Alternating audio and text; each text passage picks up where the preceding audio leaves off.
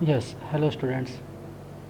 Electrochemistry को हम आगे कंटिन्यू करते हैं और इसमें हमने कुछ फैक्टर्स स्टडी कर लिए थे। वहाँ पर लास्ट फैक्टर चल रहा था हमारा concentration of ion in solution. Concentration का क्या इफेक्ट होता है उसमें हमने नोट किया था कि वेरी डाइल्यूट एक्वस सॉल्यूशन के केस में क्योंकि वाटर फेवरेबल होता है, वाटर का ऑक्सीडेशन पोटेंशियल, इसलिए ऑक्सीजन गैस रिलीज़ होती है at anode. But in case of concentrated aqueous NaCl ऐसा नहीं होता है। ठीक है, प्लेटिनम इलेक्ट्रोड्स होते हैं तो प्रोडक्ट हाइड्रोजन तो होना ही ऑब्वियसली सोडियम के रेस्पेक्ट में, लेकिन ऑक्सीजन के प्लेस पर Cl2 प्रोड्यूस होता है एट एनोड। ऐसा क्यों होता है? क्योंकि concentration of Cl negative increase करने से उसका ऑक्सीडेशन पोटेंशियल इंक्रीज हो जाता है and Cl negative is oxidize in preference to water. ठीक है, and therefore product will be Cl2 in place of O2। इसे हम इस तरह से भी एक्सप्लेन कर सकते हैं। ठीक है, इसका एक और लैंग्वेज है वो भी हम लिख लेते हैं अभी। ठीक है, पहले हम ये क्वेश्चन देखते हैं कि मैं आपसे कहा था in case of dilute H2SO4 क्या प्रोडक्ट होंगे and in case of concentrated H2SO4 क्या प्रोडक्ट होंगे। तो अगर हम प्लेटिनम इलेक्ट्रोड होंगे, प्लेटिनम इलेक्ट्रोड्स, ठीक है, और ये भी प्लेटिनम इलेक्ट्रोड्स। ये हम प्लेटिनम इलेक्ट्रोड इसलिए यूज़ करते हैं because these do not take part in reactions, ये इन्वॉल्व नहीं होते हैं रिएक्शंस में। अब यहाँ पर क्या होगा? कैथोड, कैथोड कैथोड पर होता है रिडक्शन। ठीक है, रिडक्शन किसका होगा? ऑब्वियसली H पॉजिटिव आयंस का। H positive ions gain electron and produce hydrogen gas. पहले से तो नेसेंट हाइड्रोजन बनेगा, फाइनली हाइड्रोजन गैस बन जाएगी। ठीक है, ये तो होगा कैथोड का रिएक्शन। एनोड, एनोड पर आपको पता है क्या होता है? ऑक्सीडेशन होता है, लॉस ऑफ इलेक्ट्रॉन। अब लॉस ऑफ इलेक्ट्रॉन कौन करेगा? हमारे पास जैसे यहाँ पर हम मैं बात करूँ तो हमारे पास डाइल्यूट H2SO4 में H पॉजिटिव है और H2O है। ठीक है, और क्या अवेलेबल है? SO4 2 नेगेटिव है और H2O है। तो H पॉजिटिव का SRP जो ई नॉट वैल्यूज़ होती है वो ई नॉट वैल्यू वाटर की तो हमने पहले लिखी हुई है। H पॉजिटिव की मैं बता देता हूँ, E naught H positive to H2, ये वैल्यू होती है 0.00 वोल्ट, यानी ऑलमोस्ट ज़ीरो वोल्टेज होता है इसका, ऑलमोस्ट जीरो। इसका मतलब ये तो हाइयर वैल्यू है। वाटर का तो आपने देखा है उसकी वैल्यू तो नेगेटिव में होती है, तो ये इसका मतलब है ये हाइयर वैल्यू है। ठीक है, लिखवाया हुआ है मैंने आपको पिछले उसमें, आप पेजेस पर देखेंगे तो वाटर की SRP वैल्यू लिखी होगी। तो ये H पॉजिटिव का SRP तो उससे फार फार बेटर है, इसलिए इसका रिडक्शन होता है। अब एनोड पर ऑक्सीडेशन किसका होगा? वाटर और सल्फेट। वाटर और सल्फेट में से वाटर इज़ फेवरेबल। ठीक है, वाटर डाइल्यूट कंडीशंस में वाटर की ही वैल्यू फेवरेबल होती है और वाटर क्या करता है? इलेक्ट्रॉन्स का लॉस करता है। और after the loss of electron by water, ठीक है, वाटर इलेक्ट्रॉन्स का लॉस करेगा और क्या कौन सी गैस बनेगी? Oxygen gas. और क्या रिलीज़ होगा यहाँ पर? ऑक्सीजन गैस के साथ वाटर, अगर इलेक्ट्रॉन का ऑक्सीजन के साथ H पॉजिटिव रिलीज़ होंगे और इलेक्ट्रॉन रिलीज़ होंगे। ठीक है, इसे बैलेंस कर लेते हैं, 2H2O लिख लेते हैं। यहाँ पर 2 ऑक्सीजन हो जाएंगे, यहाँ 4 हाइड्रोजन हो जाएंगे और यहाँ 4 इलेक्ट्रॉन हो जाएंगे। आप चाहें तो 1H2O लिख सकते हैं, हाफ O2 लिख सकते हैं, आप ऐसा भी लिख सकते हैं, 1H2O, half O2, 2H positive, 2 electron. ठीक है, तो सल्फेट की वैल्यू एस मतलब ऑक्सीडेशन पोटेंशियल की वैल्यू बहुत ज़्यादा नेगेटिव में होती है, मतलब फेवरेबल नहीं होता है। मतलब डाइल्यूट कंडीशंस में सल्फेट नहीं, नॉर्मल मतलब जो होना चाहिए वही होता है, नॉर्मल कंडीशन। अब लेकिन कंसनट्रेटेड में ऐसा नहीं होता है। कंसनट्रेटेड में क्या है? यही कंपिटिटर्स हैं, same competitors are in concentrated also. ठीक है, अब यहाँ पर क्या होगा? कैथोड पर same reaction, same reaction at cathode, 2H positive gain 2 electrons gives a hydrogen gas। ठीक है, बट एट एनोड, एनोड पर ये रिएक्शन नहीं होता है जो रिएक्शन यहाँ पर होता है वाटर ने इलेक्ट्रॉन लॉस किए। नहीं, यहाँ वाटर इलेक्ट्रॉन लॉस नहीं, लूज़ नहीं करता है, यहाँ होता है SO4 2 नेगेटिव। तो कंसनट्रेटेड में SO4 2 नेगेटिव के 2 मॉलिक्यूल्स और ये बनाते हैं S2O8 2 negative by the loss of. ठीक, इसमें क्या होता है? सल्फेट आपको पता ही है कि सल्फेट में oxygen, double bond oxygen, oxygen negative, oxygen negative, इस तरह से सल्फेट होता है और इसके 2 आयंस। ठीक है, और ये क्या बनाते हैं? SO4 2 नेगेटिव 1 नेगेटिव, और इसमें पर ऑक्साइड बॉन्ड आ जाता है, ठीक है। यहाँ ये ऑक्सीजन क्या होते हैं, नॉर्मल -2 स्टेट के ऑक्सीजन होते हैं, ठीक है, -2 स्टेट, और यहाँ ये ऑक्सीजन क्या होते हैं, -1 स्टेट के होते हैं, इसलिए यहाँ 2 इलेक्ट्रॉन का loss, 1 electron by 1 oxygen, other electron by other oxygen, only 2 oxygen. Means इस रेडॉक्स रिएक्शन में, मतलब इलेक्ट्रोलिसिस एक तरह से रेडॉक्स है, रिडक्शन या ऑक्सीडेशन रेडॉक्स रिएक्शन ही है, ठीक है। तो इलेक्ट्रोलिसिस में रिडक्शन या ऑक्सीडेशन ही होता है, cathode reduction, anode oxidation always, ठीक है।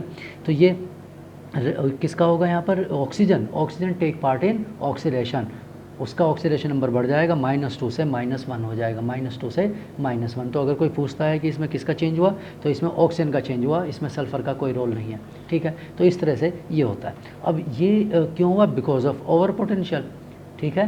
तो यहाँ वाटर का या OH नेगेटिव का या जो भी ऑक्सीजन बनने का ओवर पोटेंशियल है वो ज़्यादा, मतलब उसकी वैल्यू ज़्यादा नॉर्मल से ज़्यादा हो जाती है, क्यों, क्योंकि वो गैस है और ये गैस में नहीं है, ये सॉल्यूशन फॉर्म में है, तो इसका बनना फेवरेबल हो जाता है किसकी कंडीशन में, कंसनट्रेटेड H2SO4 की कंडीशन में, ठीक है।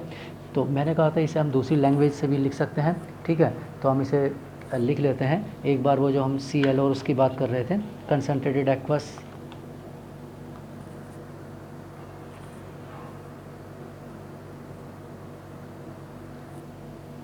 ठीक है, वो हम लैंग्वेज लिख लेते हैं,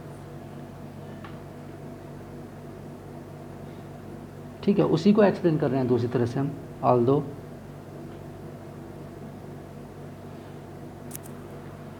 oxidation potential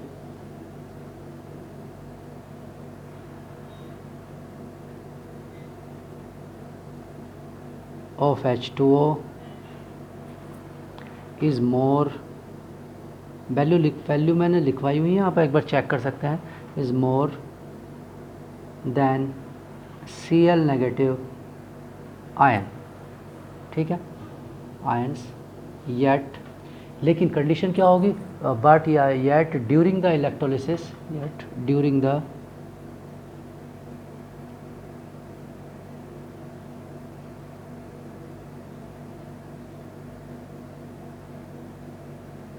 electrolysis of concentrated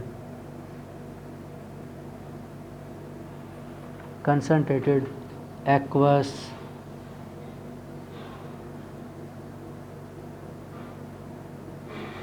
solution of NaCl, the Cl negative ions gets oxidized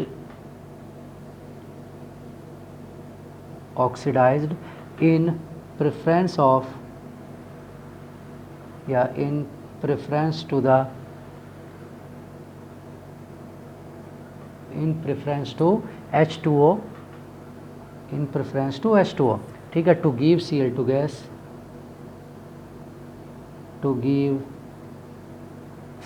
gas, ठीक है। कौन से, कहाँ पर होगा, एट एनोड। तो एनोड पर ऑक्सीजन गैस के प्लेस पर या वाटर के प्रेफरेंस में ये ऑक्सीडाइज हो जाता है, ठीक है। अब ऐसा क्यों हो रहा है, वो है transfer of electron from water, इसका दूसरा एक्सप्लेनेशन है, transfer of electrons from water is kinetically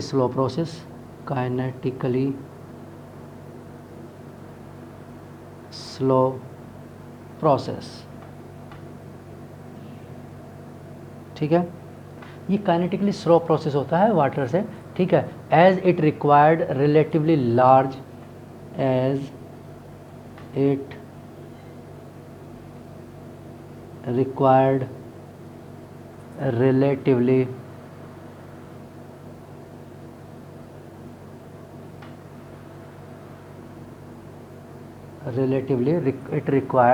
it requires, ठीक है, रिलेटिवली हायर या लार्ज एक्टिवेशन एनर्जी, ये तो आपको पता है ये क्या होता है, एक्टिवेशन एनर्जी, ठीक है। और the slowness of the electrode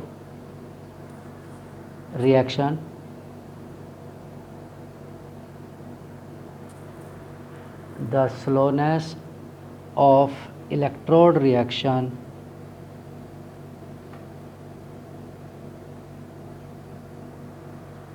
creates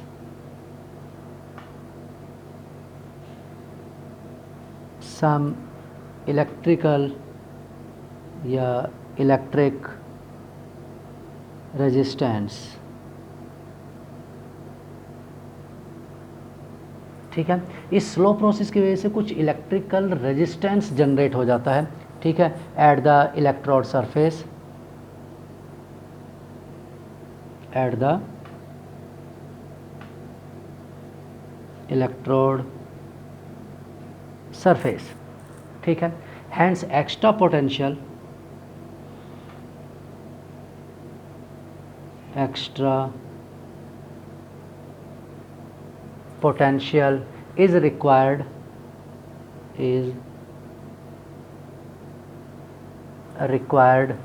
to provide activation energy, to provide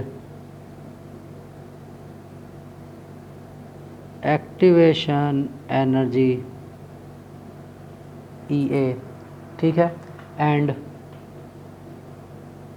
to overcome resistance, overcome the resistance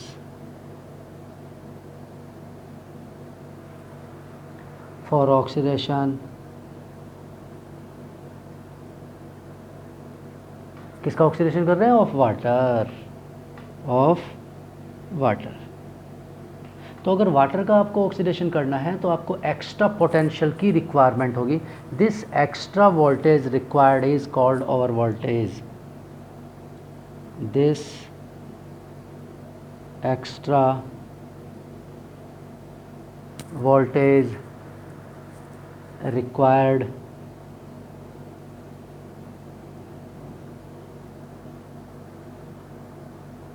is called over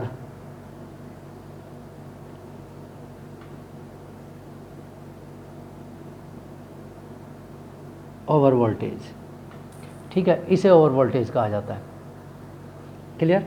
तो ये होता है वाटर का। और अगर जब अब इस ओवर वोल्टेज के आने से पहले ही क्या होता है, Cl नेगेटिव की वैल्यू आ जाती है। ठीक है, जो Cl नेगेटिव के लिए ऑक्सीडेशन के लिए रिक्वायर्ड है, Cl नेगेटिव के ऑक्सीडेशन के लिए रिक्वायर्ड है, वो वैल्यू पहले अचीव हो जाती है, तो इसलिए Cl नेगेटिव रिएक्शन में पार्टिसिपेट करने लगते हैं। ठीक है, अब ऐसे ही एक एग्जांपल और लिखा होगा हम।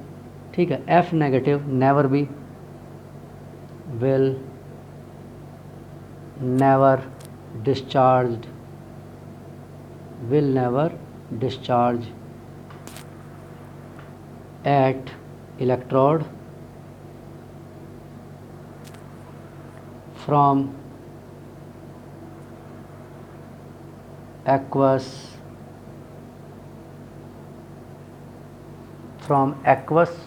solution। आप Cl नेगेटिव को तो किसी तरह से कंसनट्रेटेड में बना सकते हैं, Br नेगेटिव ब्रोमीन को भी बना सकते हैं, कंसनट्रेटेड अगर लेंगे आयोडीन को भी बना सकते हैं, लेकिन आप F नेगेटिव को कभी नहीं बना पाएंगे। Discharge eight electrode from aqueous solution because of its high discharge potential, because of its high discharge potential. यानी वाटर के रेस्पेक्ट में F2 बनेगा ही नहीं। तो आपसे ये 3 क्वेश्चन है, तीनों क्वेश्चन में से कोई पूछ सकते हैं। फ्लोरीन से रिलेटेड है, H2SO4 कंसनट्रेटेड डाइल्यूट से रिलेटेड है, डाइल्यूट NaCl कंसनट्रेटेड NaCl से रिलेटेड है। ठीक है, या ओवर पोटेंशियल क्या है वो डिस्कस कर सकते हैं। ठीक है, चलिए, तो हमने सारे जितने फैक्टर थे वो सब नोट कर लिए हैं, किसका क्या है क्या नहीं है। ठीक, चलिए इसके बाद हम बात करते हैं किसकी, फैराडेज लॉ ऑफ इलेक्ट्रोलिसिस की।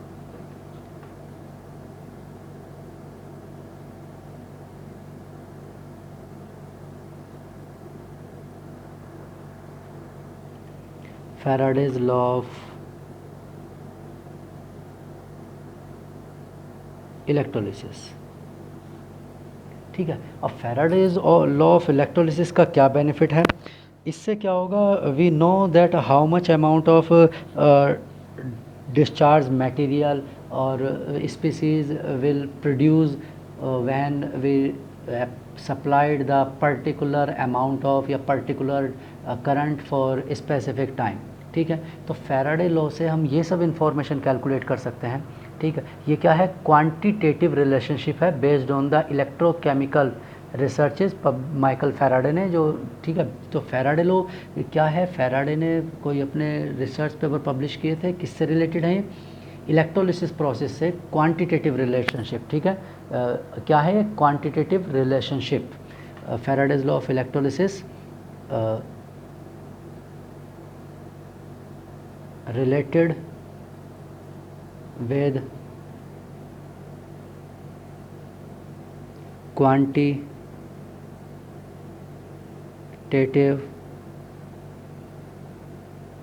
analysis of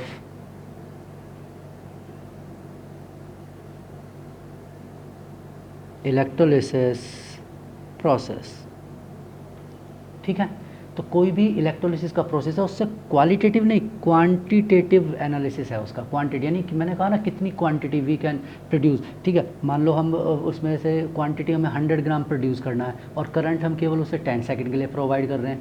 ठीक है, तो वहाँ से हो सकता है वो 100 ग्राम प्रोड्यूस ना करे तो हमारा करंट भी वेस्ट हो जाए. ठीक है, या हम वहाँ से जनरेट होना ही नहीं है वो.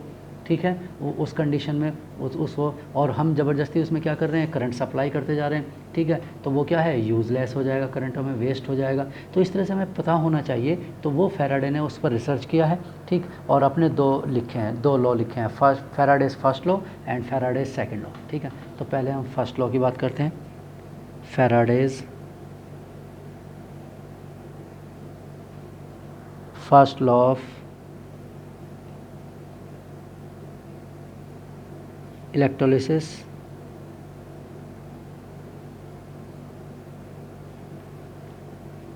ठीक, इस लॉ के अकॉर्डिंग क्या है,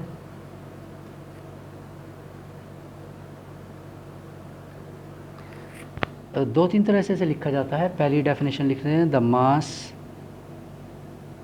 केमिस्ट्री में तो मास और वेट दोनों सेम ही होते हैं. The mass of a substance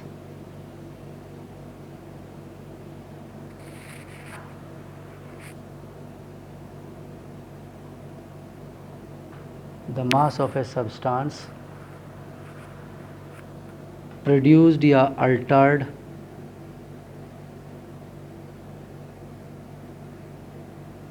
produced लिख सकते हैं या altered लिख सकते हैं. altered at an electrode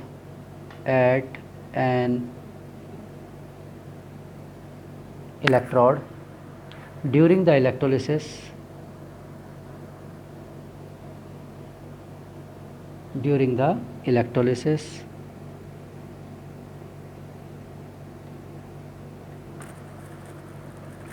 is directly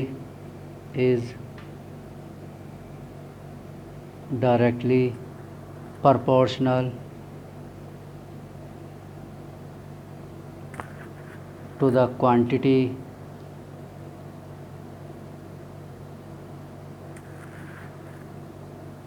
of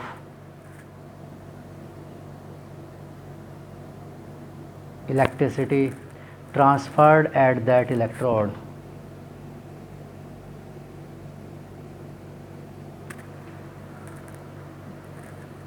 Transferred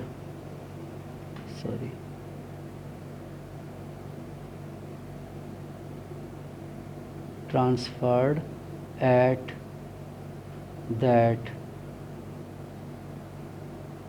electrode. ठीक है, उस इलेक्ट्रोड को जितना भी हमने ट्रांसफ़र किया है इलेक्ट्रिसिटी उस पर डिपेंड करता है. एक तो इस तरह से लिखा जाता है. दूसरा इसे लिख सकते हैं, द मास और the weight deposited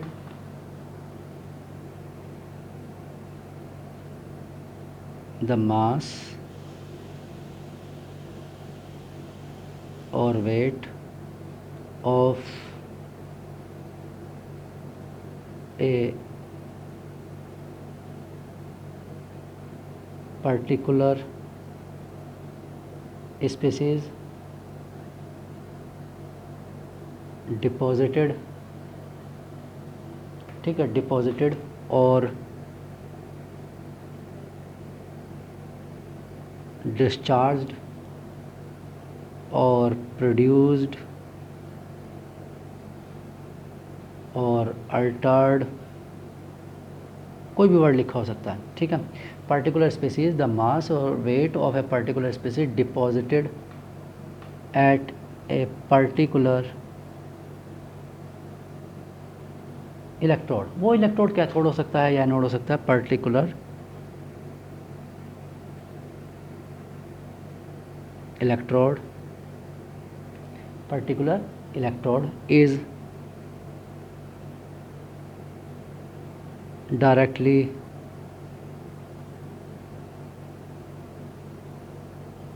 proportional to the charge passed through the solution, ठीक है। इस तरह से भी लिखा जाता है सर, तो दोनों में से कोई भी तरीका लिख सकते हैं, ठीक है। जैसे हमने लिखा mass of a substance produce और altered at electrode during the electrolysis is directly proportional to the quantity of the electric transferred at that electrode, बात वही है। या फिर the mass of a particular species deposited discharge produce alter, कोई भी word लिखा हो सकता है, at a particular electrode is directly proportional to the charge pass through the solution, ठीक है। तो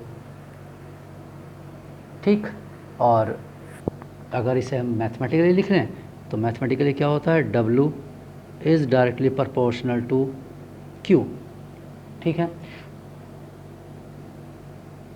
बुक्स में W is directly proportional to Q, small q भी लिखा हो सकता है, इससे कोई दिक्कत नहीं है, ठीक है, क्लियर। तो इससे कोई इफेक्ट नहीं पड़ता कि वो क्या लिखा हुआ है, ठीक है। तो डायरेक्टली प्रोपोर्शनल, अब मैं लिख देता हूँ वेयर W क्या है, mass of the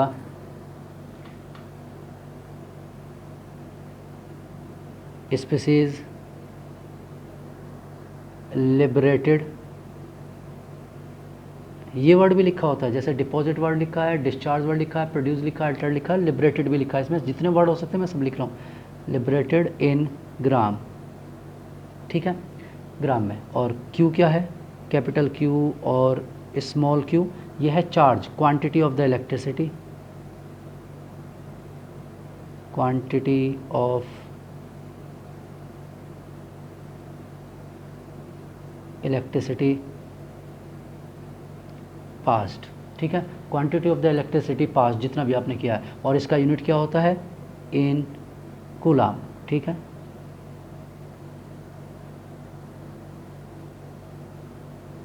coulomb unit में ये होता है, ठीक, clear.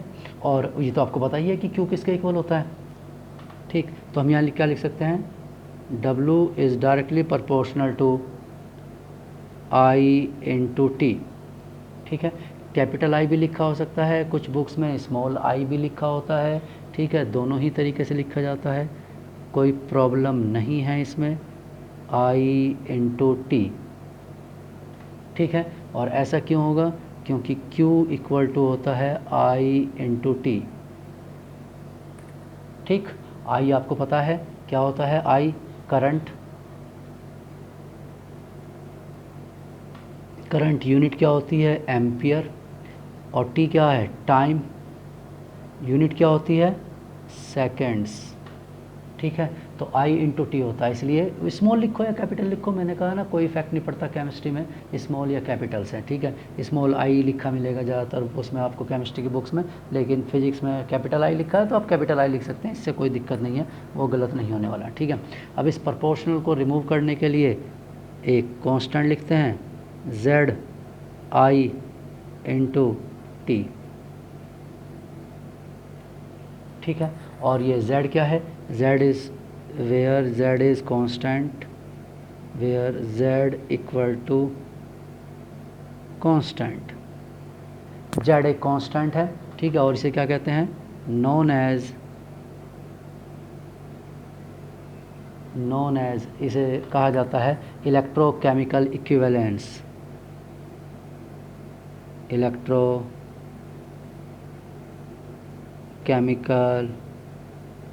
Equivalent,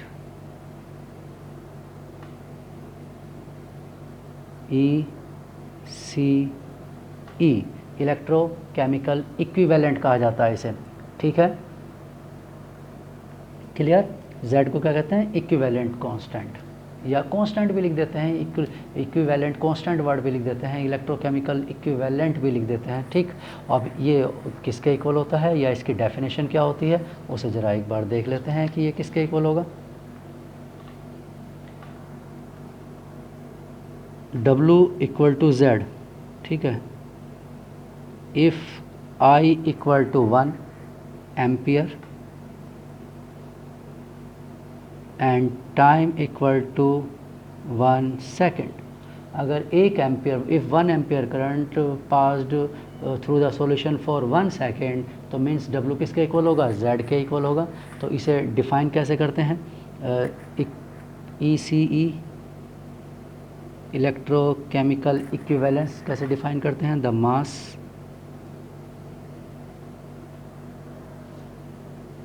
of the species. मैं स्पीसीज़ इसलिए लिख रहा हूँ क्योंकि वो मेटल आयन हो सकता है, एनायन हो सकता है, कैटायन हो सकता है, ठीक है, कोई सॉल्ट हो सकता है या कोई न्यूट्रल पार्टिकल हो सकता है, कोई भी हो सकता है, इसलिए हम इसे लिख रहे हैं, ठीक है।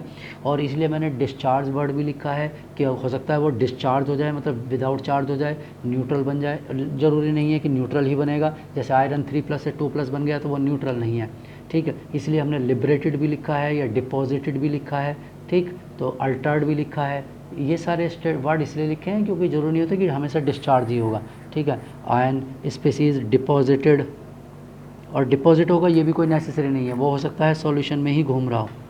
Deposited by the passing A current of 1 ampere, current of 1 ampere for 1 second, ठीक है, क्लियर, ये होता है। और यूनिट क्या होगी इसकी, ग्राम पर कूलाम, ठीक है। Z की यूनिट क्या होगी, ग्राम पर coulomb. Its unit is gram पर कूलाम, ठीक है, ग्राम पर कूलाम होगी इसकी यूनिट। अब ये कूलाम है क्या, ठीक है, वो भी देख लेते हैं कि ये कूलाम क्या है, और Z की वैल्यू किसके इक्वल होगी वो भी हम ज़रा देख लेते हैं कि Z की वैल्यू किसके इक्वल होगी। तो ये एक्चुअल में कूलाम की अगर हम बात करें कि ये कूलाम क्या होता है, ये कूलाम इलेक्ट्रिसिटी की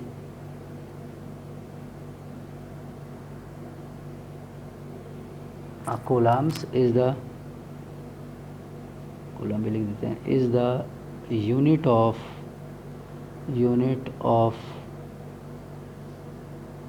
इलेक्ट्रिकल चार्ज। ये इलेक्ट्रिकल चार्ज की यूनिट होती है, ठीक है, इलेक्ट्रिकल चार्ज की यूनिट।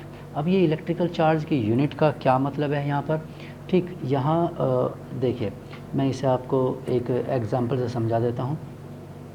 ये मान लेते हैं हमारे पास let we have 1 sodium ion, 1 ion, केवल एक सोडियम आयन है। To neutralize the 1 sodium ion we required 1 electron and sodium became solid or discharged, deposited or discharged, ठीक है, हो गया। 1 इलेक्ट्रॉन मतलब एक सोडियम को डिपॉजिट करने के लिए, ठीक है, एक सोडियम को डिपॉजिट करने के लिए कितने की रिक्वायरमेंट थी, 1 इलेक्ट्रॉन की रिक्वायरमेंट थी। और 1 मोल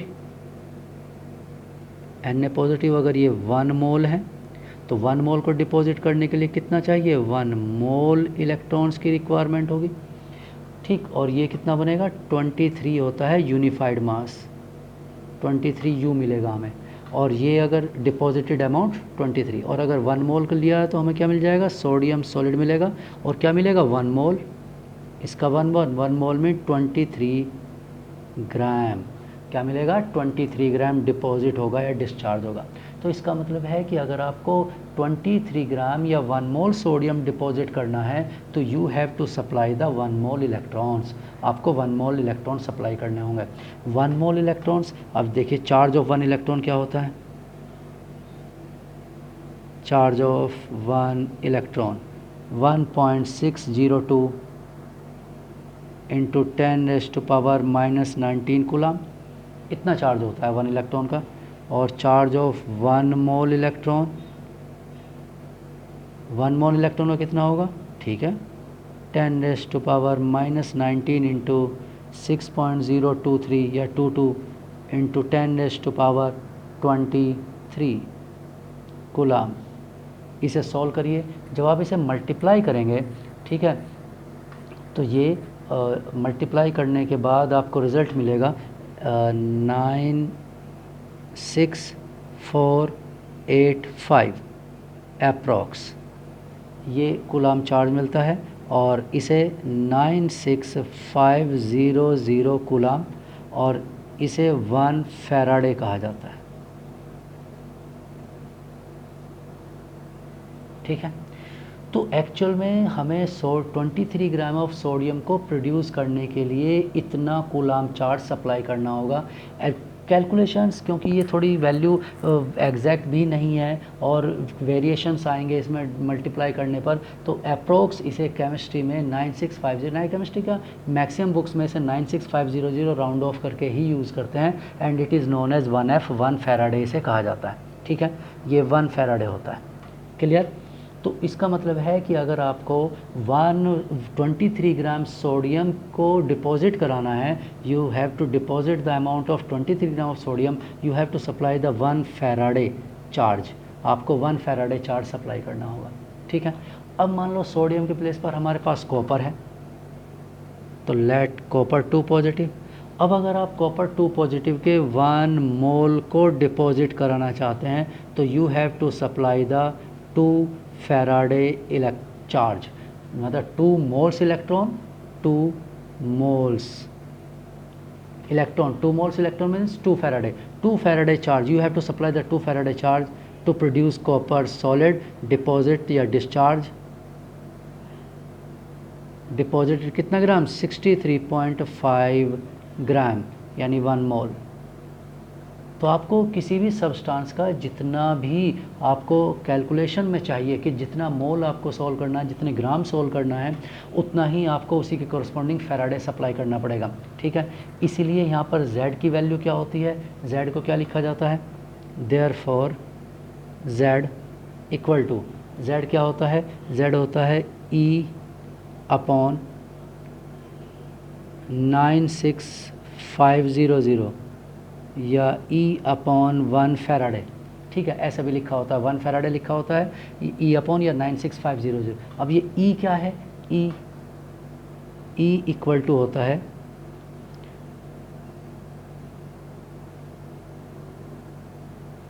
equivalent mass of the deposited, discharge, liberated और प्रोड्यूस्ड स्पीसीज, ठीक है। मतलब क्या आपने स्टार्टिंग में लिया था उससे कोई मतलब नहीं है, वाट वाज प्रेजेंट इन या what things are were present in solution, नहीं, उससे कोई मतलब नहीं है। Which species deposited at cathode और एनोड, ठीक है, किसका डिपोजिशन हुआ, जैसे कॉपर का डिपोजिशन हुआ है तो कॉपर का ही इक्विवेलेंट मास लेंगे यहाँ पर, यहाँ कॉपर सल्फेट नहीं लेंगे, because solution was copper sulphate, solution copper sulphate का था, लेकिन हमें डिपॉजिट क्या हुआ, कॉपर हुआ है, तो इक्विवेलेंट मास ऑफ कॉपर ही होगा, weight of the copper he produce होगा। मतलब जिस स्पीसीज़ का वेट हमें कैलकुलेट करना है उसी स्पीसीज़ का इक्विवेलेंट मास होता है, तो E is the equivalent mass. और ई को कैसे सॉल्व करते हैं, ई को एक और इस ई के लिए सॉल्व करने के लिए वो तो आपको पढ़ा ही होगा, इक्विवेलेंट मास इक्वल टू होता है m/n फैक्टर, ठीक है, m/n फैक्टर। m क्या है, m is the molar mass